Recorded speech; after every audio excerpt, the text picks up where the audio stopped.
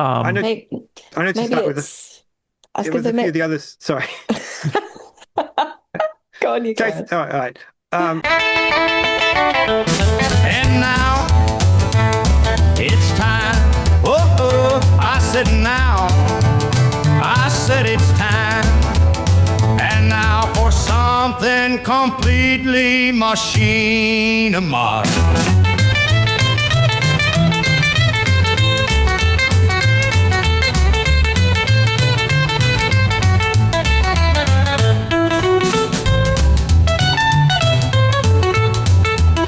And now for something completely machinima.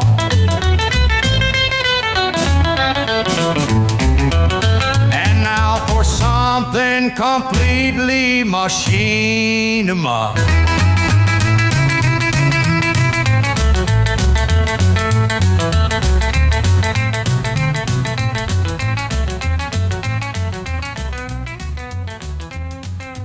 Hello and welcome to And Now for Something Completely Machinima, the podcast about machinima, virtual production, and related technologies. My name is Phil Rice. I'm here with my co-hosts, Damien Valentine Hello. and Tracy Harwood. Hello. Ricky is off this week. We hope to see him return soon. And we are going to dive right in with covering Damien's pick for this month. Damien, tell us all about it. Right. So normally I have a very long story about how I found this one, and I'm not entirely sure how it came up in my feed, but it wasn't actually this film that did. But and what it was is there's a Star Wars game released in 2017, so nearly a decade ago, called Battlefront II. And many people have listening to this may have played it. And it was kind of it's the last big multiplayer Star Wars game that was released. And it's very cinematic. Even now, the visuals really hold up. And it wasn't very moddable though. Like it's all very closed in because they obviously wanted to sell the DLC, which uh, that didn't really happen because there's a big controversy when the game was released, which I won't go into now because it's not really relevant to this. But I was really surprised to find out there is now a modding scene, and people have actually been making cinematic machinima with Battlefront. And I thought, well, we haven't actually covered this engine before, and so it's nice to actually um, find a game that we haven't talked about before that people are having a lot of fun with. So what I did is I started looking through all the Battlefront 2 machinima I could find, and there are lots of really good ones. Most of them are very short. Some of them they've taken the assets out and rendered them in Unreal, but I wanted to find one that was actually rendered in game because the whole point of this is we haven't looked at Battlefront before, and some of the Unreal ones they're really good too, and you should check those out as well. But in the end, I settled on this one, which the reason I chose it was it's a little long, perhaps a little bit too long, but it also has a huge range of scenes in it and variety of shots and different things in it that the other ones, shorter ones, only they're very small. I thought let's have a good look at what the engine can do. So I chose this. It's about 20 minutes long. It's called Star Wars Incursion on Bespin. And what it is they've taken the hero characters that are available in game and they've made a story through it. And the dialogue is recordings, the in-game dialogue from the character speaking, and they've got them shouting, and some of it doesn't necessarily make sense, which is quite hilarious when it's meant to be a serious story. But yeah, you just roll with it because it's a very cinematic film to watch. Um, and so that's the reason I chose it. Just because it's got a lot to it, even if it is a little bit too much. So yeah, what do you guys think?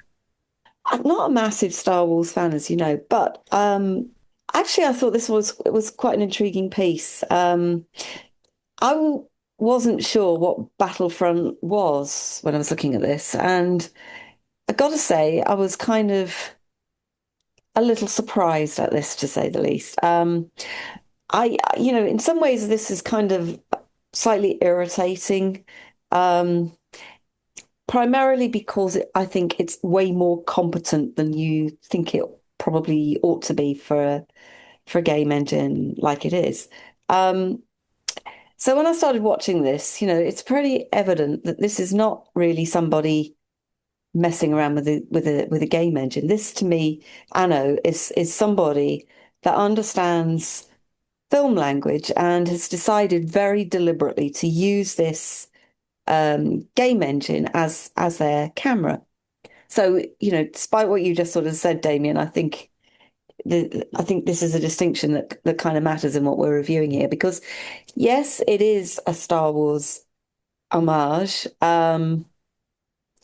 I mean, there's phenomenal amount of references to those kind of Star Wars characters. And it struck me as kind of very Empire Strikes Back and so on.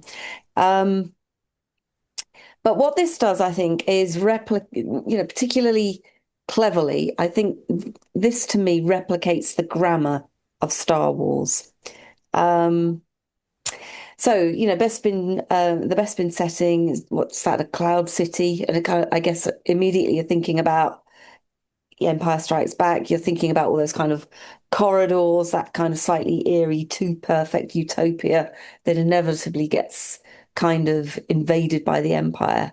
And that's what you see in this, except, you've got that sort of glow over it, which to me feels like this guy isn't copying the Star Wars films shot for shot. He's doing something a little bit smarter. Now, I don't know what this game's kind of capable of. So maybe this is within the game. I don't know. But certainly from my view of it, this seems like it's somebody framing those corridors more intentionally. And, then the action comes from within that sort of deliberate setting that this guy has kind of created, and he's done it to create a mood, and that mood is very calm, and then it isn't. It's kind of chaotic, and you've got all these characters. I'm kind of using that term very loosely because beyond the main characters, I think there's really quite economical storytelling going on, with some of the other characters who clearly are there just to serve a purpose in this guy telling his story. Um, and that story is kind of told through silhouettes, through movement, through positioning in the frame. Um, and as you said, lots of different types of, angles, like the camera moving backwards between all their legs at one point. I mean, that's just that's a very interesting shot to have taken, but you kind of get what's going on. You get lots of Star Wars vibes from that, don't you really?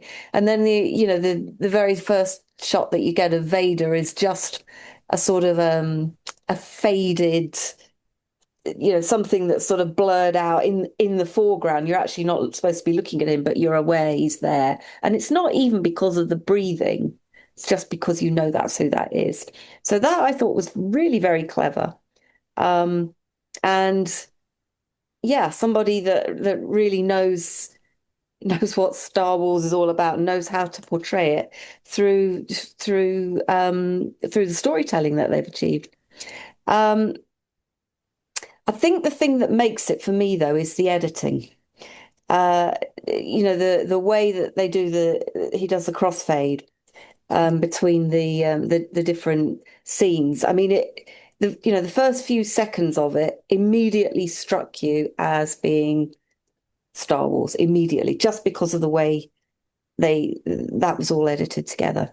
Um, to me, that then demonstrates that the story is all about impact. Um, I thought what was impressive about it was the shots land on beats. These side swipes I just enjoyed that so much. The fact that he'd kind of taken that much level of interest and detail in how to do that. I thought that was very well done. Yeah, I mean, I just really like the way the story was told. It's very classic Star Wars feeling. Uh, it's I like the sort of the battle element of it. Yeah, I think it must have taken an awful long time to have made this. I did try and sort of explore, to see where he said, what his process was for making it or how long it took him. But the only thing he says is it took him a very long time. I'm guessing it took months and months to find these scenes and make this. Because you definitely don't get the feeling that it's sort of record the gameplay and throw it into Premiere and job done kind of thing. And neither do you get the sense that AI has been used in it to, create scenes that he couldn't create. So yeah, I was very impressed with that. I thought the sound design was good. I thought the color grading was interesting. Um, yeah, I mean, overall, I was, considering that I'm not really a Star Wars fanatic, I immediately got the vibe, and I was impressed, I have to say. So that's my view of it. I suppose I should have mentioned when I was doing my introduction that the game has no photo mode and no camera controls or anything. So Really? whatever was done to get these camera angles would have been a mod, which, Yes. yeah, Well, that's even more impressive then, because all those different camera angles were outstanding, I thought. yeah. Yeah, the whatever mod was at play here for the camera work really made me jealous. Like it's like, come on, Starfield, you Oh, know. yeah. So yeah, and I think you nailed it, Tracy, that it's his clear understanding of cinematic language is really what holds this whole thing together, really. Mm. The shot selection and the editing and the sequencing of those shots to effectively carry the narrative forward when the dialogue isn't, because he's having to rely on these clips that are a mix of, some of them are vocal lines from the movies that have made their way into Lucasfilm games, and then some of them I didn't recognize. Maybe they're from shows I haven't seen or something, some of the more extended universe, but they all had an authentic sound to them.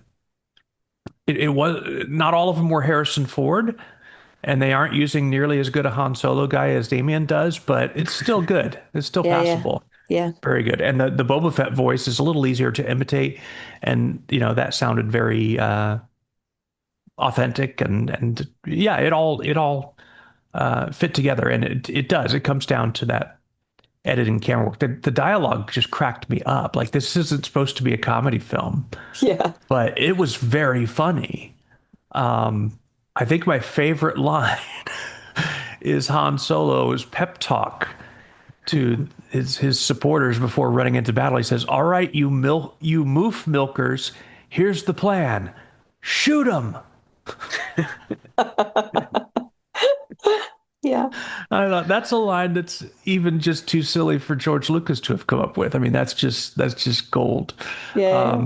Just there's some really, really funny and entertaining moments in it. This Darth Vader in this film has had more caffeine than I've ever seen Darth Vader have. Like, he is briskly walking around. He's Hanging not about. the Darth Vader we saw in the original trilogy. He can really book it. So there's one point where one of the no-name rebels has this kind of old west style face-off with Darth Vader, and what the rebel decides to do is to pantomime and mock Vader pretending to have a lightsaber when he does it. And I just thought, wow, that's great. I just did not expect that to happen. And Vader reacts the way you would expect him to. He, kills him, but quite funny. When Lando first runs into Boba Fett, I mean, this is not just a trope of battle generally, but it's one that has been highlighted pretty prominently in the Star Wars series. Boba Fett has the high ground. He has every advantage. And Lando says, "Put your gun down slowly." It's like so absurd. Like, you're not the one in charge right now, you know? And then later, Boba Fett is leading him along, has him at gunpoint, directing him to go somewhere, and Lando just in the middle of it just shouts out, "Let me buy you a drink." Just so good, so Sense good. of humor is And It then feels the very last in one, character for them as well, though. it You can does, imagine that. yeah, yeah. Like that's it, it is, yeah. It's a recontextualizing of the playboy side of Lando.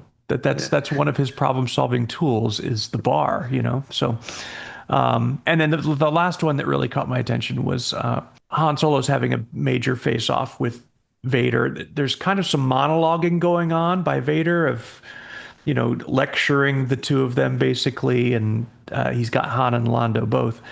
And at one point, you just hear Han in the background just shout, "Go home already!"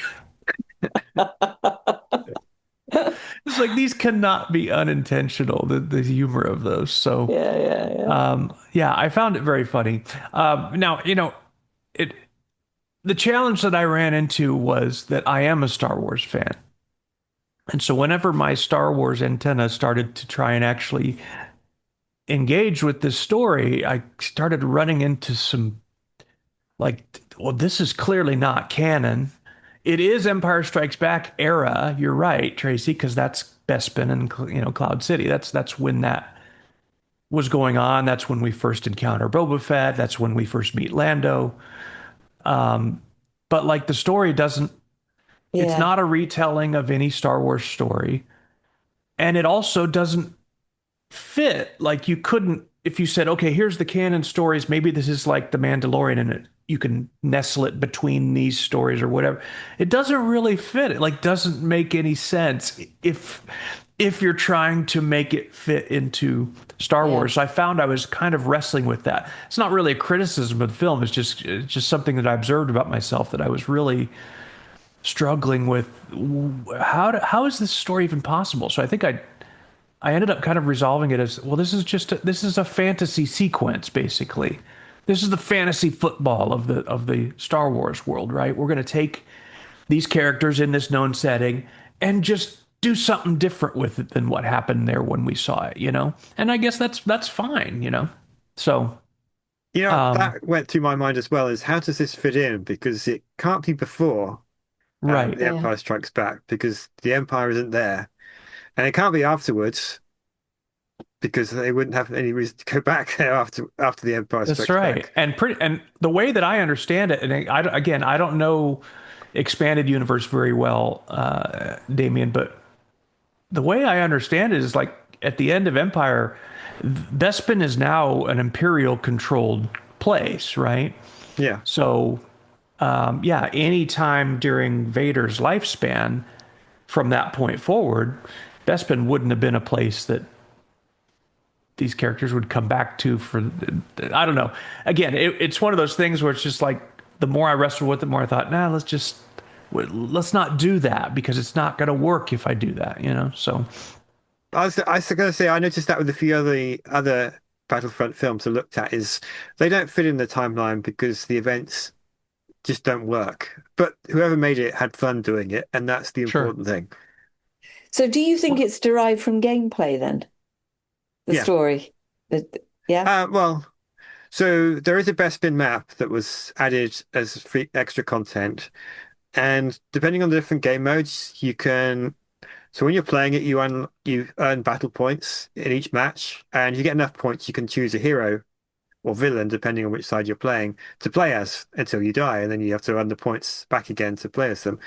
So I imagine that they did something like that, probably using a modded version of the game. So maybe it cost 1 point for each hero. So if they die, you don't have to spend a long time earning it just to film the scenes, something along those lines. Or there was a game mode where you just play as heroes.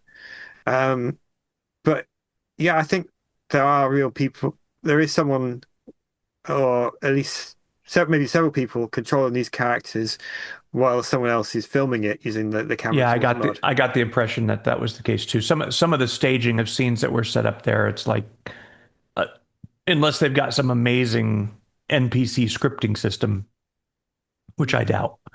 It's more likely that this was organized as a multiplayer thing, and yeah, that does extend the production time for sure. It's really challenging to arrange those things. Um, And to yeah, it made me coordinate it as wonder, well. like trying to get in the mindset of like I don't think I would be able to tell this story because of all those Star Wars canon stop signs I would keep running into, right? Yeah, yeah, So it made yeah. me wonder, is this someone who's just so rebellious that they just don't care and they're just much more of a free thinking person than I am?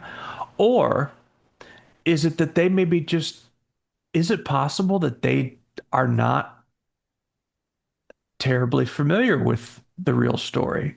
And here's why I say that. That seems Hmm. inconceivable, right? But Hmm. when I grew up, it was I didn't the first Star Wars movie that I saw was Return of the Jedi.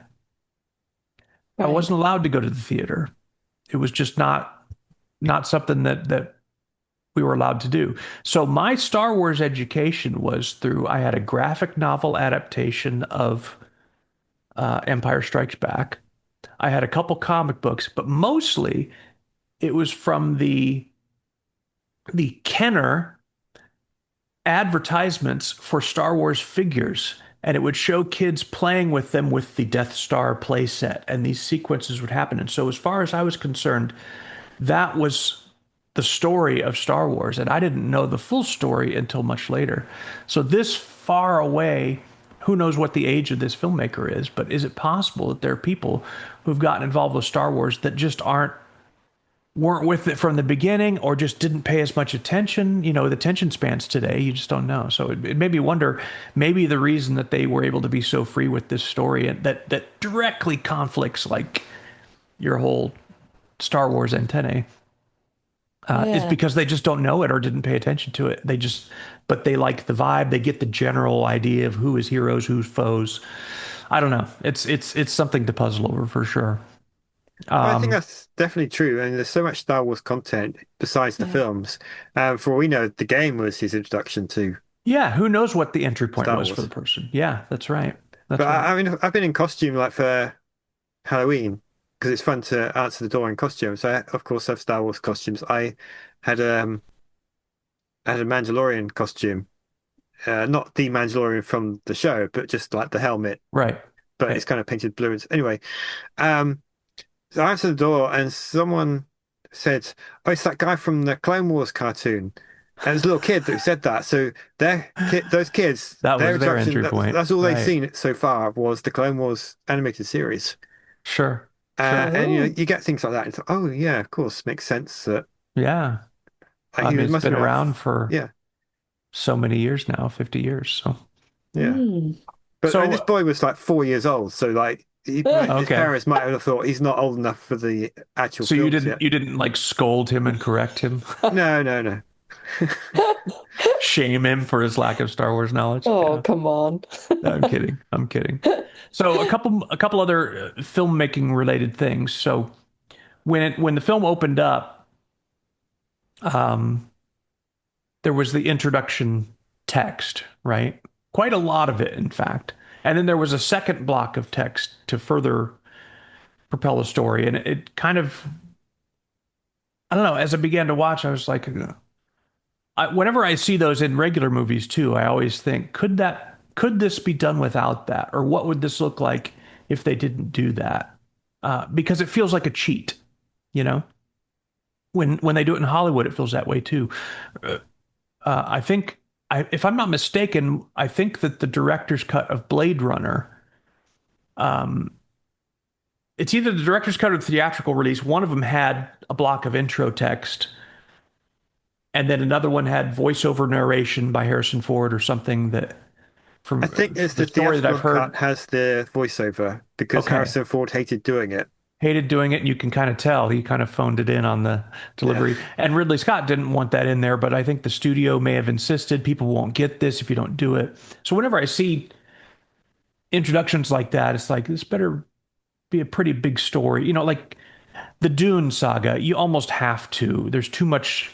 It's a way of doing a little bit of compressed. It's a way of doing a little bit of compressed. It's a way of doing a little bit of compressed story. You almost have to. You know, like the Dune saga, you almost have to. There's too much. It's a way of doing a little bit of compressed. It's a way of doing a little bit of compressed story catch up to kind of get you to, okay, here's where you are and whatnot. But I Yeah. found with this, I was like, Star Wars is so familiar as a universe that you could almost just dive right in. And would the story have suffered at all? What did that really add anything to this story? Was my question. Mm. Because Mm. if it just began with some establishing shots and then there's Han Solo in the elevator kind of talking to himself, I mean, it would we wouldn't have missed a beat. So that was just uh, uh, a little thing that I noticed that I tend to notice with opening exposition text like that is gee, is that really needed? So um, The thing I yeah, think about that is for this particular film, it kind of sets up this is not a canon story, it's its own thing.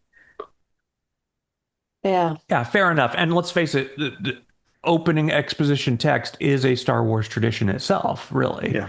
from the Yeah. very first movie, right? So yeah, I think I Even think if you don't that's a good read the point. words, you can kind of you get it from that Sure. floaty text, don't you? And the Right, way it sort right. of moves Yeah. it. I mean that is just what it is. There's nothing else that does that. Yeah. That tends to be how George always set up his chapters was with that. Yeah. And they are always they're telling part of the story to set you up for what you need to know for what you dive into. So yeah, I guess that does make sense.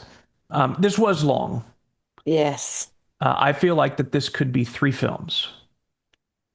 One would be just the story, the story events of the incursion on Bespin. That's one film. The second film could just be the lingering, beautiful shots that really extend the length of this film, and they are gorgeous. I can see why Mm.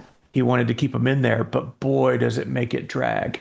So it's almost like you could take that and just make a sequence of this beautiful, almost like a Yeah. Second Life, a video in Second Life where they're showing off one of the areas of Second Life, that type of thing.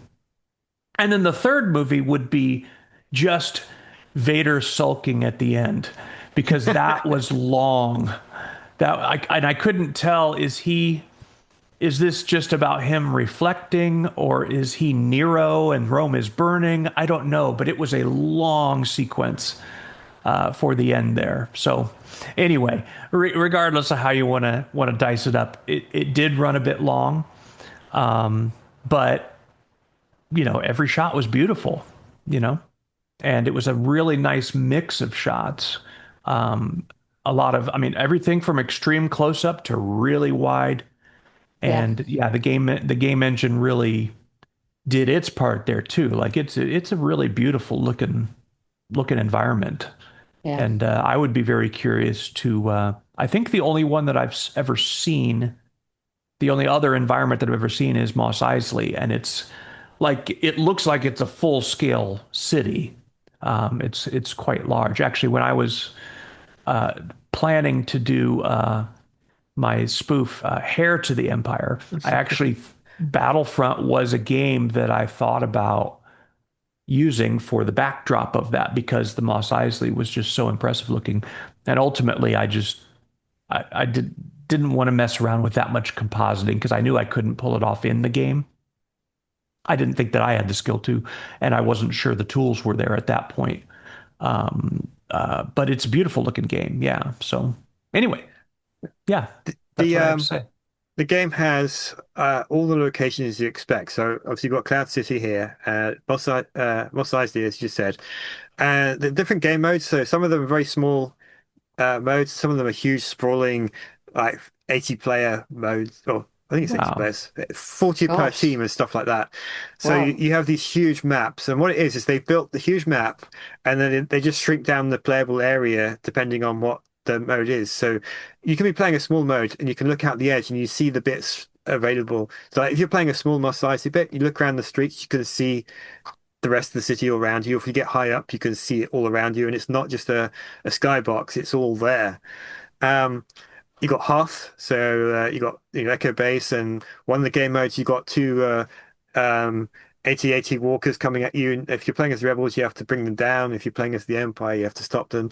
Um, there's the Yavin 4 base, and of course you got the maps for the prequel films. So you've got Naboo and Geonosis and Camino, and they did a few maps for the sequel films as well, which were still being made when the game was, so they're not quite as extensive because it didn't exist.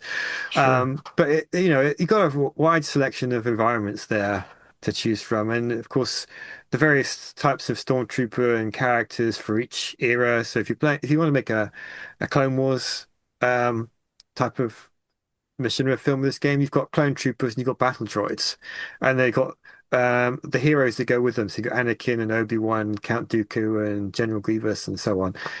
And I have looked around at the mods. There's a mod that adds a huge amount of extra heroes that um, weren't included in the game for one reason or other, or like simply they didn't exist. Then like the Mandalorian is now from the Mandalorian. He's now playable in the game with the mod if you wanted to make a film about him. Um, and you got a lot to choose from there. It sounds like it's an impressive tool set, really. Yeah, so I would hope people listening to our show will play around with it and see what they come up with. Make more Star Wars stuff. Yeah, As a Star Wars fan, that would be fascinating. I think some of those to engage with those locations as large scale, fully connected environments. Because if you think about Yeah. Hoth, for example, we experience Hoth through the movie Empire Strikes Back through a number of sets.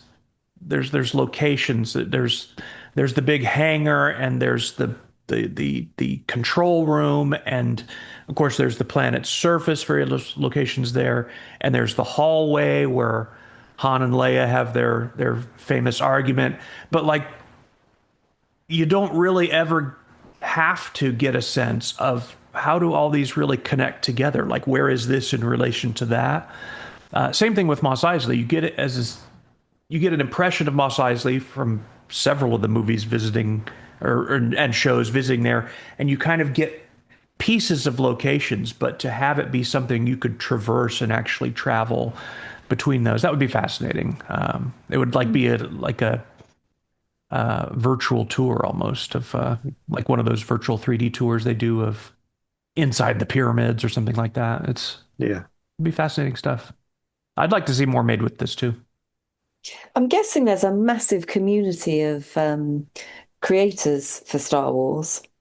Is there? Yeah. There, There was a there, big push last year to show EA that there's interest in this kind of game because right. they haven't really made any multiplayer games since this. Squadrons did, but it was a space combat game, which I personally liked, but it's very limited in what the options were. Um, so there hasn't really been anything like this, a big multiplayer game. So for May the 4th last year, the community said that let's all download the game again. We're going to play it and get as many people online as possible.